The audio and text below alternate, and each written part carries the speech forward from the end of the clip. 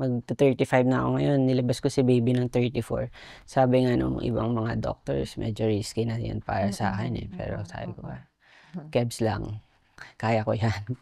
Actually, totoo yun. Kasi I remember, Ito, hinarvest yung eggs hinarvest niya. yung eggs ko as soon as I turned 35. Na dapat, matagal ko na ginawa. Kasi parang, kaya nga napaharvest kami bigla. Kasi napraning ako na walang ma-harvest at all. Because sabi ng ubi ko, once you turn 35, boom, Bumababa yun. Bumababa na As in, yung and egg true count.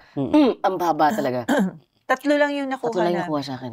Kasi nung nag-inquire ako nung 2018, ang binigay na bracket na best time to harvest is 28 to 33. Yes. So nung mga 30s na ako, sabi ko, may 3 years na lang ako. Tapos ang bilis-bilis ng panahon.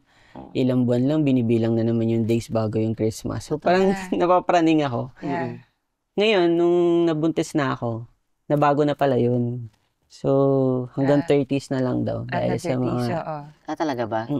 Kasi yung lifestyle daw ng mga tao ngayon, parang iba na rin.